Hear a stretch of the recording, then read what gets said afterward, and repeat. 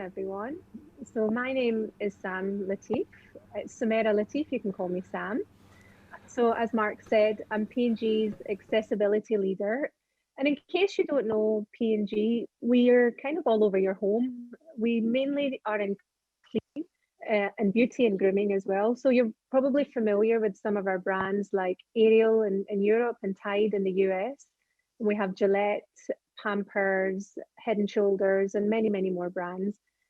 Today, I have the pleasure to have an insightful conversation with two brilliant individuals who are pioneering, high impact individuals and advanced in their unique areas of work. And they both happen to work at Microsoft. Jenny, you are a household name. You are the Chief Accessibility Officer in the accessibility world. We all know you and we all love you. I think we first met over 15 years ago. I don't know if you remember that interaction, but a senior IT leader at P&G connected with someone at Microsoft and who put me in touch with you and to talk about accessibility a long time ago. And Jenny, you're really professionalizing accessibility. You're recruiting people with disabilities. And that's so important because only 31% of people who are working age are in employment. So it's a topic that's really close to my heart. And I've seen firsthand how easy it is to discriminate towards people with disabilities. So I'm really applaud you for that. But also you're creating positive, meaningful experiences with technology, making a positive impact in lives of people with disabilities, people like myself. I absolutely love seeing AI. I love the Be My Eyes disability help desk that you got, and also just to be able to do my job. If it wasn't for Microsoft, I couldn't do my job. So I really, appreciate everything that you've done to make my life easy from an accessibility point of view. Casper, I do not know you yet, but Casper, you're the head of European Government Affairs for Microsoft. And prior to that, you had a diplomatic career as an ambassador for many different countries around the world. And prior to joining Microsoft, you were also Denmark's first and probably the world's first tech ambassador. So perhaps we can start here, Casper. What is a tech ambassador? And why does a company like Microsoft need someone working with government affairs? Oh, and by the way, my cat's just walked in, so he's going to meow, but just ignore that. So yeah, over to you, Casper. Well, thanks very much, Simon. I think your cat will give a nice touch to this conversation. And let me just say from the outset that I'm fairly humbled to be having this conversation, both with you, Sam, but also with Jenny. And I also want to, be blunt from the beginning here to say that I have a steep learning curve in better understanding this accessibility discussion and what we need to be doing and how we put that into policies and also the technologies that we're working on in Microsoft. So I think I'm as much here to learn as I am to share sort of insights from my side. Going back to the job I had previously until I joined Microsoft on the 1st of March, we in Denmark came up with this fairly new idea or notion that we needed not only ambassadors to countries or ambassadors to international organizations. We've had them for many, many years and literally going back hundreds of years.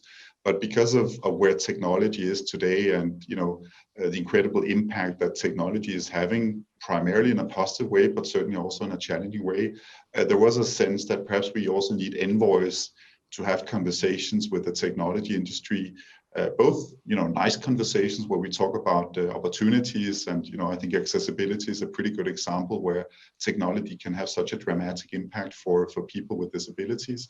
But I also want to be honest, we had quite a few less pleasant conversations, which was about holding the technology companies to account, avoiding interference in elections, avoiding disinformation, illegal content, but also just encouraging the technology industry to take a societal responsibility because of the huge impact that the industry is having. So, in a short version, I think my job was about building bridges between governments and the industry, without wanting to to take it too far. I think actually the job that I have now for Microsoft, sitting in Brussels normally, although COVID-19 is making that a bit difficult, that is actually also about building bridges between governments and I would say Europe and a big technology company like Microsoft. And do we need that? You know, I'm not objective, but I think we need that more than ever before to make sure that both sides you know, build up skills and competences and a better understanding of the other side, so that we can take the right decisions in a number of different areas. Thanks, Casper. And is that the same as this concept that I only came across like 2 days ago called tech diplomacy? Is that what you've just described or something else? No, that's exactly what I described, because we, you know, when you represent such a small country as Denmark, and I'm going to refuse to tell you how many, you know, citizens we are, because that's just embarrassing when you're talking to big countries. You know, you have to come up with smart notions, and then we decided that diplomacy, everybody understands. Technology, people understand. If you combine those two words, that was sort of something we tried to set in motion. And by the way, it was picked up by many countries around the world. Today, we have you know, many ambassadors or special envoys that are dealing with cybersecurity issues or technology issues or digital issues. So for the first time in a long while, Denmark helped set something in motion that I fundamentally believe is critically important in today's world. Wow, thank you. So, Jenny, maybe Casper is a bit young in the role to answer this, but maybe I can ask you, is there a space or an opportunity for accessibility as part of tech diplomacy, so that we intentionally make everything accessible moving forward for digital? I've got a big grin on my face for a reason. That's exactly why I'm so excited that Casper's with us today, and Casper's, you know, joined the company. And I remember sitting in the audience a few years ago when you were in your previous roles, sort of just like, oh my gosh, we need this, because I think, you know, societal areas that Casper, you've put your arms around over years. Accessibility is absolutely in the same bucket, and so it's really exciting to learn from Casper, to learn from what we can do with tech diplomacy to move this forward. I don't know, Casper, what do you think? We pulled you into the fore on this one. Try and avoid embarrassing myself in front of two superstars like the two of you. But I think, you know, Jenny, let's be honest. We had a conversation. Well, we've had many conversations, but a conversation a few days ago where we were sort of comparing notes on how do you drive forward innovation in the policy area or in areas where we think there is a need for change. And I think that might be, you know, one area where you compare a little bit what we did with diplomacy, trying to disrupt, you know, the traditional way of looking at how countries interact with each other, and what it means to really have, you know, envoys in the hotspots of transformation. And you know, in today's world, those hotspots are, you know, both Silicon Valley, I have to mention Redmond, but I think Shenzhen and a couple of other places are really where a lot of change are happening. But I think, you know, what you guys have been doing for a long time, to some extent has been, I guess, accentuated by what we're seeing with COVID-19, in the sense that we know how technology can be a game changer for people to retain their jobs and for the economy to be less affected than had, you know, the global pandemic taken place, you know, 10, 15 years ago. On the other hand, you know, I think if you look at an area like accessibility, it's so obvious that technology can also make a huge difference for a lot of people around the world. But we also, I think, need to push this agenda forward. And you know, one of my favorite sentences is never let a crisis go to waste. And to some extent, I would love to learn from you and Sam, you know, can we actually use COVID-19 as a game changer for making sure there's much more focused on accessibility? And, you know, I'll be the first one to be very honest with you in saying that I have not paid enough attention to this area before joining Microsoft. And actually having conversations with you, Jenny, and with you, Sam, also helps me better understand, you know, how we make sure that our conversations with the European Union or with European governments, that we put this at the forefront because of the massive impact this can have for people. Yeah. I mean, policy is extremely important, Casper, to make change happen. And lack of policy is often the problem for minority groups like people with disabilities. So, you know, take COVID, for example. If products like Zoom or WebEx or Teams, these are tools that we are using day in, day out to work from home, to do our jobs. Now, what would have been even more helpful is to have them working accessibly from the outset. But there, you know, I don't know if we can build that into policy so that you know, for me, it's like baking a cake. You know, accessibility is a key ingredient, like sugar. It's something that needs to be done from the outset, but it's not always thought about by policymakers. And so the end result is people like me who can't use things, we feel excluded, because by the time it comes to market, by the time you touch it as a consumer, it's way too late, you know, and then you're having to campaign and to get things fixed. So how can we systemically include accessibility into policy making, and how do we work with the EU or the UN or these people in positions of power to help them understand the impact it has, you know, on you from a society? It's not just I can't use this, but what's the additional impact it has, you know, like the emotional impact of feeling excluded or not being able to do a job because things are not accessible. So how can we educate or turn around policymakers? And Sam, was that a question for me or for Jenny? It was a question for you. Okay.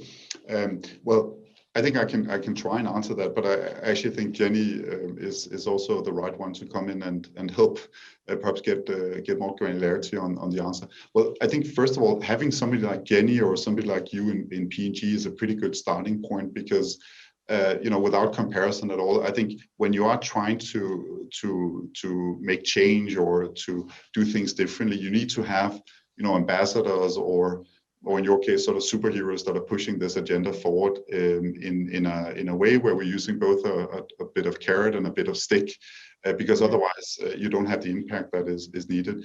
And one of the things that I really enjoy working for Microsoft, and again, I'm a complete newbie, I've just been here since the 1st of March, but I think this multidisciplinary approach where, you know, you have engineers sitting together with people like Jenny, perhaps you add a couple of policy people like myself or somebody from my team, and you bring those different ingredients together from the outset so that the technologies of tomorrow, that it's not an add-on to make sure that the functionality also works for people with disabilities. I think that's just a fundamental starting point. But I would also say, just being a little bit selfish, looking at myself and my team in Brussels, you know, having somebody like Jenny and her team reminding us on a daily basis, and also being a bit tough with us once in a while when we're not focusing enough on these issues, that we have to make sure, as we have dialogues with you know, European decision makers, either in Brussels or across Europe, that this is an issue we need to push. I mean, we want standards that makes this mandatory. It's not something that is nice to have. It's something that has to be a fundamental part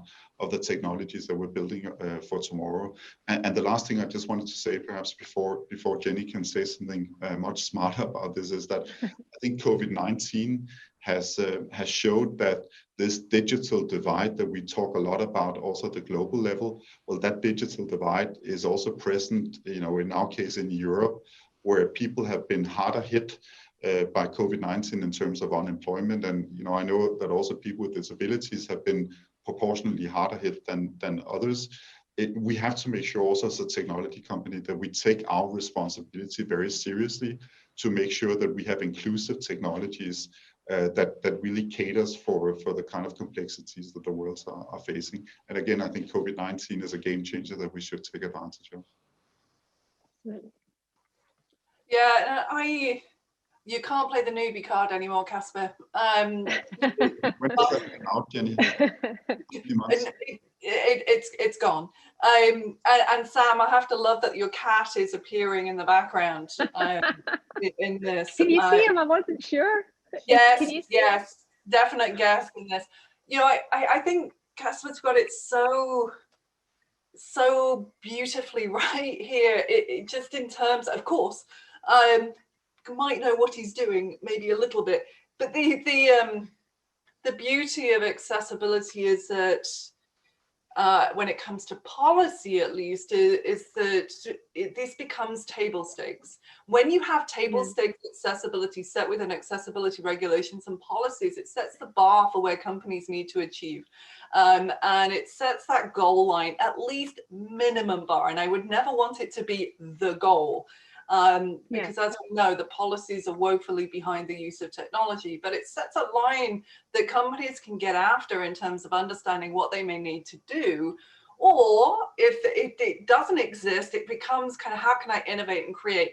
And sometimes that leads to incredible, beautiful results. And I love that you had Sightless Combat on before this, who's a blind gamer and has really innovated within the gaming infrastructure and an amazing gaming accessibility world that's popped up without a lot of accessibility policy and regulation.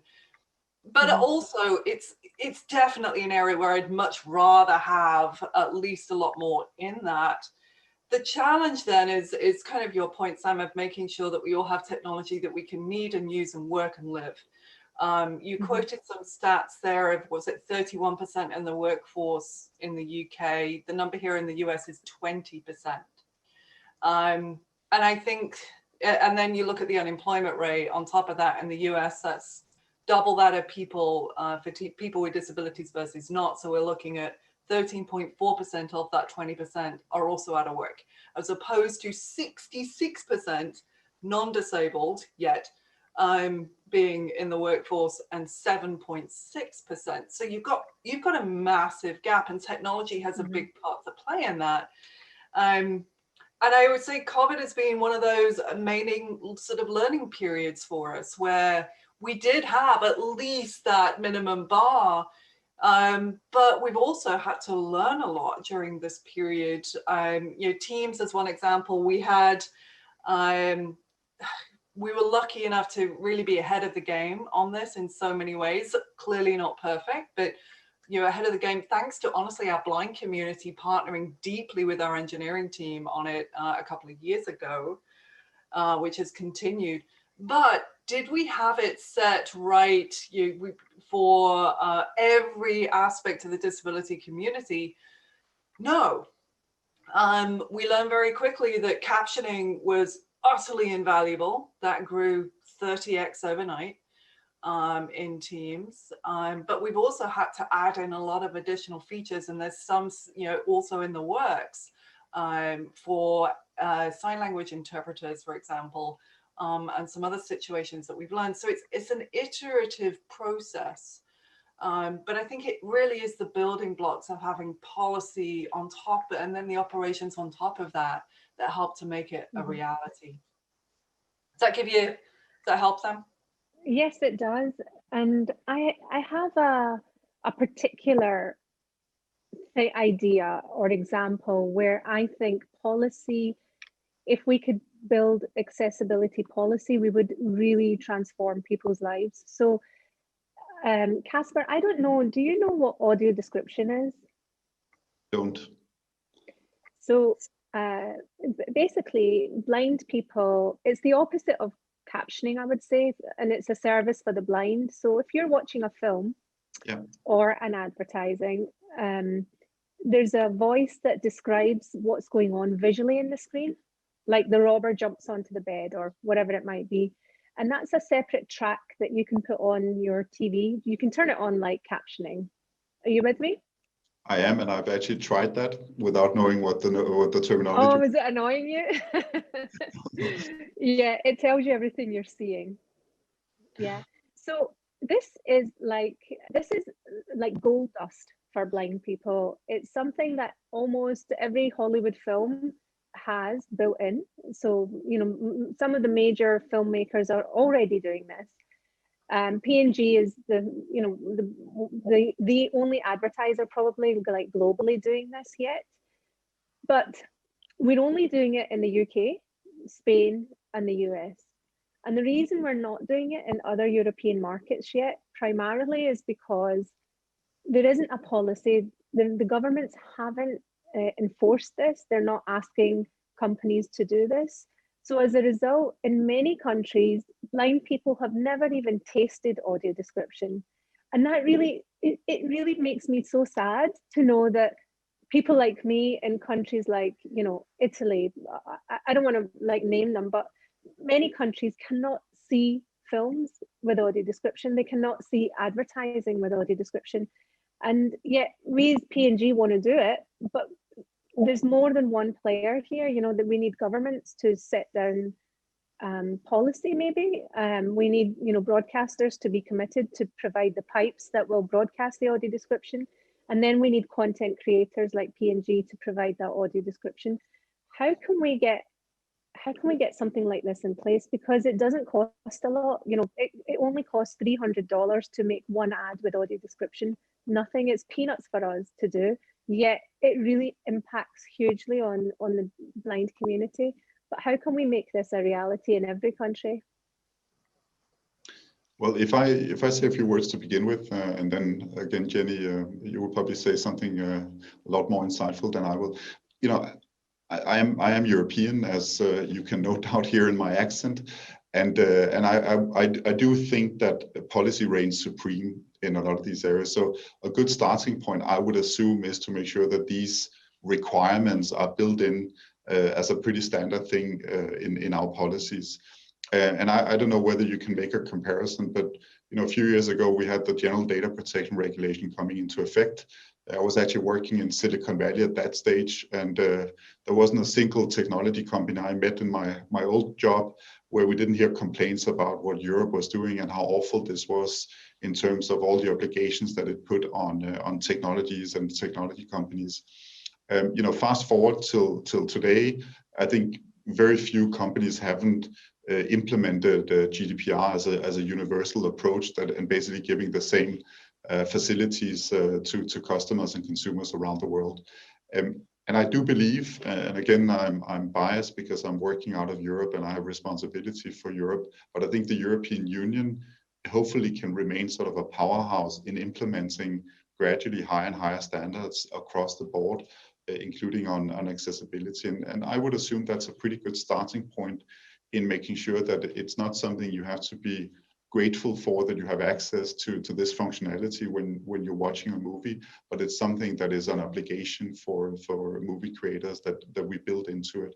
And similarly, I think, you know, this is again where you know, what we've learned from COVID-19 is the necessity of making sure that everybody's on board on the bus. You know, this digital divide, of course, is perhaps more evident on accessibility than any place else. But I just want to say, you know, people all over Europe, including in Europe, that are without access to broadband, that simply doesn't have the possibility to maintain their jobs because of lack of access to technology. And again, you know, I don't claim that I fully understand or have insights around accessibility, but I would assume, you know, that's almost a double stammer for people with disabilities. If you don't have access to the critical infrastructure, that's a bad starting point. But then if the technologies are not set up to make sure you have basic functionality around accessibility, that's an addition on top that makes it very difficult, certainly during a global pandemic, but also wider than that. So in your role as, you know, in your relationship with the European government, is that something that you would be able to advocate for, or do we do it individually? You know, it's interesting to know how do you make that change happen, like you described with the GDPR? Well, again, I think, you know, just the fact that we have Jenny and her team is a fantastic starting point, because you know Jenny, she will remind us, I'm pretty sure, on a regular basis on the need to focus on this. And if I don't do my job, I'm also pretty sure that she will complain to my boss to make sure that I get those instructions crystal clearly from above as well. But I'm fortunate enough to have on my team some super dedicated people that are not only focused on accessibility, but actually enthusiastic about it. And they're working on a daily basis, you know, with European decision makers, with European policymakers. You know, we've been working, I think, you know, hand in hand in developing the European Accessibility Act, focusing on European standards on accessibility. And I think that's a starting point. But with all other policy work, of course, Rome was not built on one day. It's a continuous effort where we have to remind everybody. And again, one of my concerns, and I hope that I'm wrong on this one, is that we're focusing a lot similarly on sustainability, and I think we had some concerns. Would COVID-19 take away the focus on sustainability? And I think similarly, perhaps as we look at accessibility issues, we need to use the global pandemic as an opportunity to do more. But I guess we also have to be absolutely sure that we ring fence the progress that has already been made on accessibility, and make sure that this crisis is not misused to lower the attention or to not focus on the next steps necessary. And I think that's a job that I and my team are taking quite seriously. Yeah, I will say, Sam, if I just add in quick, I do think that this is such a great example of the importance of audio description, how much it's come even more to the fore through the COVID-19, where we've seen that dependence on accessibility has been utterly top of the radar. Efforts by amazing advocates like you driving audio description top of the list in terms of what you're doing within your company, other companies doing some of the same, putting pressure onto the system. So you've got expertise happening within private industry, you've got public that is the role model that we all want to aspire to be. I think you've got a great recipe that would mean that this could be a great topic as one of several that I think we're going to probably have to pursue collectively as we move through this never-ending pandemic and really take the learnings from that. So I think it's a great one that you flagged, and I think it's for us definitely on the radar. I mean, like you, we have an in-house team that does our audio descriptions. It's important in everything that we do. Are we doing every single language in the way that everyone? No, we've definitely still got some capability to build, but it's absolutely up there. So I think it's a great one to tee up for sure. Excellent. You'll put it on your scorecard to make sure Casper helps out in that. Game on, game on. Jenny, many people, we often think of like accessibility as a discipline for making digital or specifically websites accessible. But, how about, thinking about accessibility in a more broader, delightful experience, like, doing your grocery shopping or booking a holiday. For me as a blind person, I love shopping with Tesco, which is a UK grocery retailer. I love using their app. It's very accessible, good fun to use.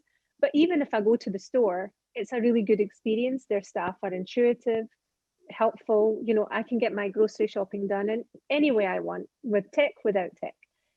When it comes to booking a flight, for example, I can't do that independently at all. The websites suck. They're not very good at all. I can't do it. I have to ask someone else. I feel uncomfortable, and so I don't probably book as many flights as I want. What are your thoughts around thinking about accessibility more holistically? And are you doing any of that in Microsoft? Yeah, I think you paint the absolute opportunity there is for us to have a more inclusive, accessible world that is the difference between a company getting your pound or dollar or whatever currency or not, right? I mean, that's I know in the UK, the purple pound is often used as a description of that. If you're accessible, if you're inclusive, people are gonna want to buy your groceries. If you're not accessible, inclusive, they're not gonna buy your flights.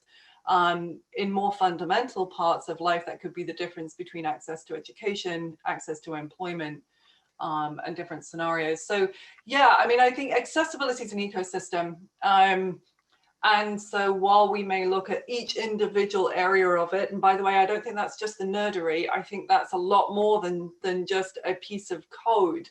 Microsoft, we look across all of the different dimensions of the company and just say, is our hiring process there? Do we have physical accessibility at the bar that we want? Do we have internal accessibility in tools, as well as the different pieces of Word or Excel or Xbox and what have you? Supplier and procurement processes, is it embedded in our sales and marketing conversations? So we're getting awareness of accessibility out to our customers. So we look at it as the ecosystem, and then within that ecosystem, there's clearly different scenarios that we go deep on. Tesco's isn't on the list, Sam, so I've clearly got to take that one back, although my gosh, do I miss Tesco's. She says sitting in Seattle. I'm very jealous. I would love to go to Tesco's. But we do look at work scenarios, we do look at play scenarios. Clearly, we're a big gaming company. We do look at different scenarios like navigation, and as you've probably seen with soundscape and 3D audio to help you get to Tesco's, and then seeing AI once you're in Tesco's. So sometimes it's how you put the building blocks together. And I think holistically, are we at the point where I feel like I've got a complete horizontal lens? No, there's probably a lot more that I need to do there, but we do look at this at a human level as opposed to a code level, if that makes sense. And it all accrues up. So when I mean human, it's kind of how is somebody opening that Word document, getting into it? How's that usability experience? How are they then posting it to OneDrive? And then you tack on other things for that as well. So yes, does that give you some sense? Yes, no, absolutely. Another question is for you, Jenny. What is the biggest barrier, in your opinion, to implement accessibility in an organization like Microsoft? So I feel really lucky. I'm coming up 5 years in this role, and 16 years at Microsoft. I originally started across the pond to work on Hotmail in London many years ago, and moved into this. And it's been fascinating to see the journey, how it's evolved over time, and to see how it's kind of slowly grown in areas. And that's not to say it's been a gorgeous, ever increasing graph curve going up the right way. It's definitely had roller coaster moments. But I think we did take a very methodical shift 5 years ago to think about it differently, and that was a really grand experiment in hindsight. And I would say Brad Smith, who's the president of that Casper and I both work for, took a bet on us, honestly, and took a bet on accessibility and a vision which was not just about thinking about the code, which is really how accessibility is traditionally been thought of, is you fix a piece of nerdery and you're good to go, and you get it to the minimum bar and you're good to go. And we were like, no, it's way bigger than that. We've got to lean into not just the products and the websites, but we've got to embed inclusive design. We also have to think about the people processes, because if you have talent with disabilities in the core of the company, that ecosystem just drives itself. You've got people with disabilities giving us the feedback we need and telling us when things are right and also when things are wrong, that empowers us to keep the cycle moving. So we also really put a kick into hiring talent and really amplifying talent and empowering talent with disabilities, and then moving into lots of other areas. We actually built an accessibility maturity model to evaluate where we were at and then sort of manage it over time and measure it. In fact, I was even last week walking the SLT through where we are with our maturity model and what we need to hit on now. And so with every step of the process, I think there's been different challenges. And I think everyone's like, well, you have an advocacy role. And I would say that after 5 years of pushing this motion forward, this is an operations job. This is a role where you have to understand where you are, deeply get curious about what the issues are, and then advocate and problem solve for those to be addressed systematically. So you're not fixing it every year, you're fixing it once and done.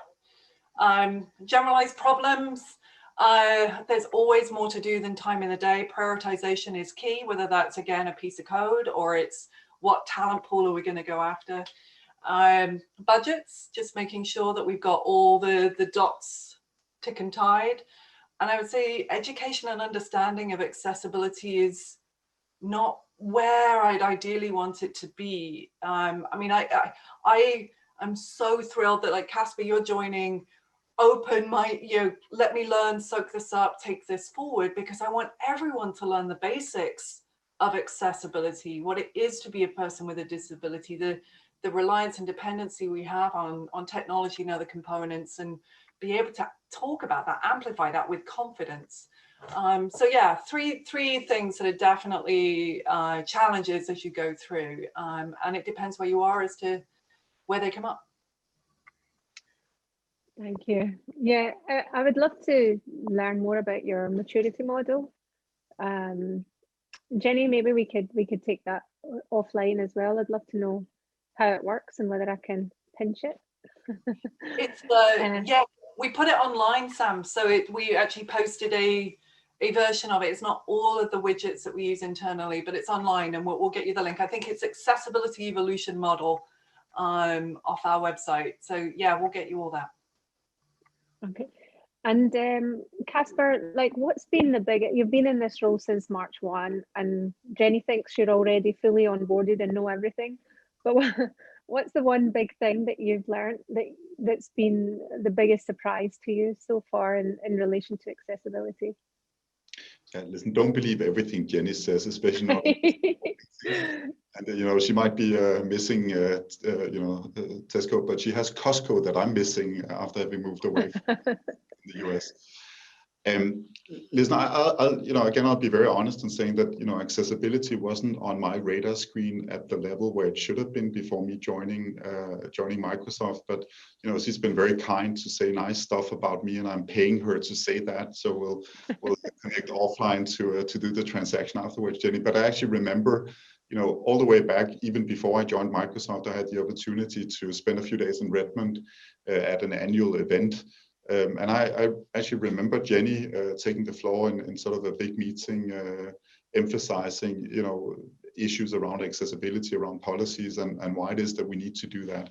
And that had a pretty big impact on me. So, when I first had the opportunity to talk to her, first of all, I recognized that I had a steep learning curve, and I needed to learn a lot more about what we need to do in this area.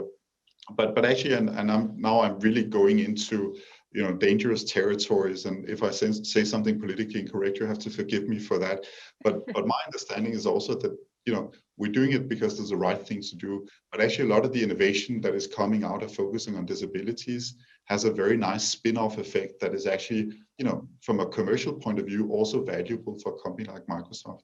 One of the things that we're focusing on in Europe right now is the automatic translation systems, where you get the subtitles below on Teams or on the functionality. That is extremely helpful in a European Union with 27 different member states. So, for example, in the European Parliament, that functionality is absolutely essential, not least for the Parliament to work during a global pandemic.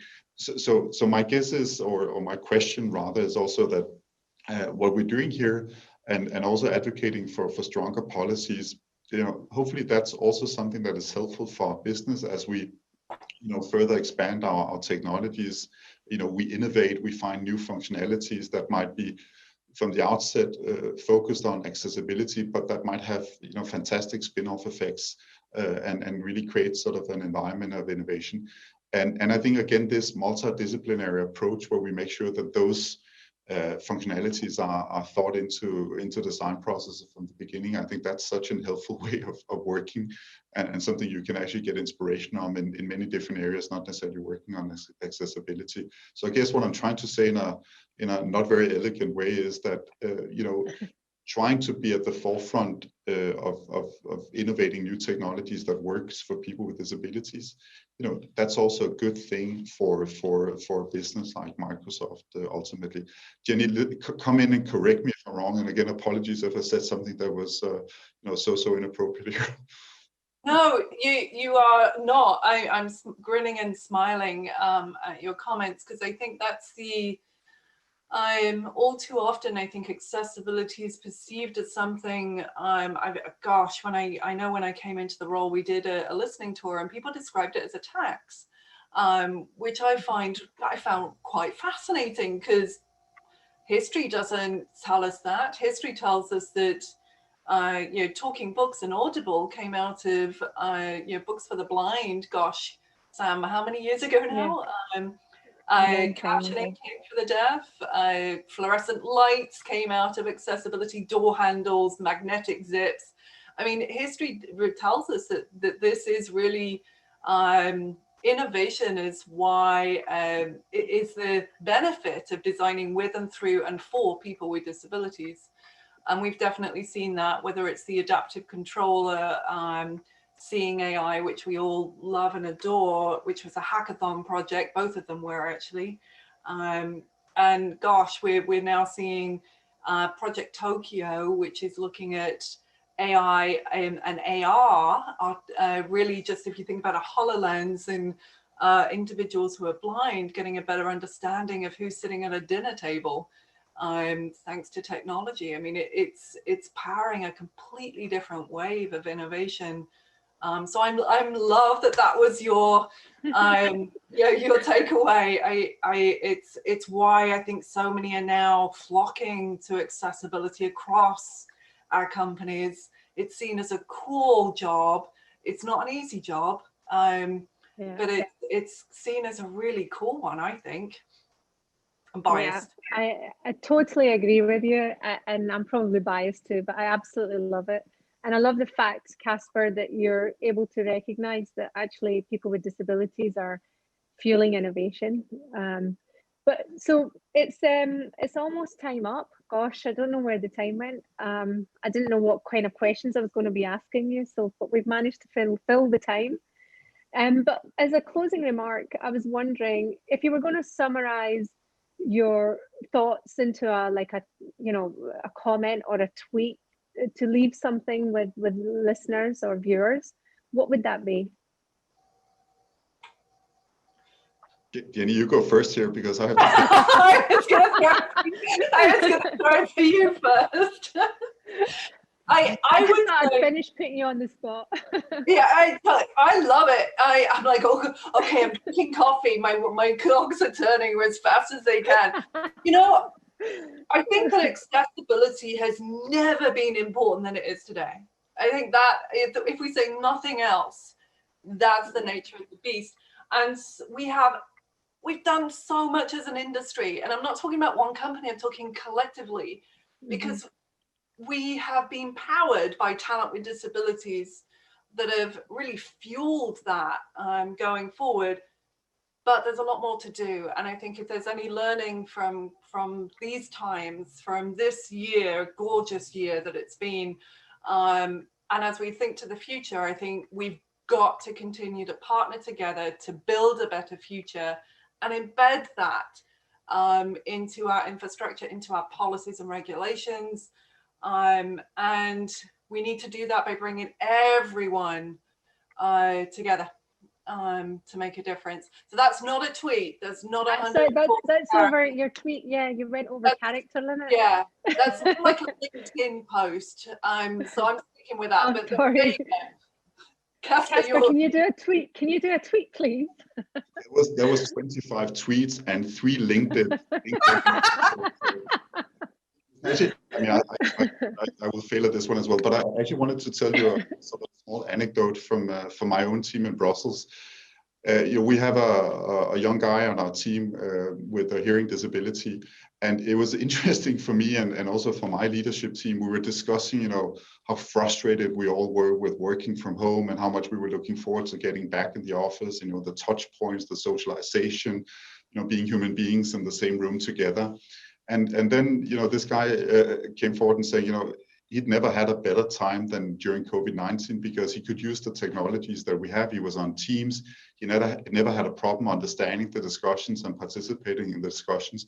And that was really an eye-opener, I think, for a lot of us in saying, okay, that kind of flexibility is something that we shouldn't just focus on during COVID-19, but we also need to focus on afterwards. So making sure that, when we talk about inclusivity or diversity in teams, that we use actually technology as a way of making that possible, also in a world where hopefully the apocalypse is soon going to be over. So again, I failed completely on tweets. I will try and think about it after this session and put something out. But I think this sort of constant learnings from looking at that is something that is having an impact on a lot of us, including those of us who haven't paid attention enough in the past. Absolutely. And I think this is just a start. It would be great to keep, you know, the dialogue going across the industry. So I really appreciate the fact that you joined TechShare and came along and had a fireside chat, and you were thrown in the deep end, Casper, I think. So well done. And Jenny, thanks very much as usual for pushing accessibility with our new government affairs person at Microsoft. So Casper and Jenny, thank you very much. Pleasure. Thanks a lot. Thank you, Sam.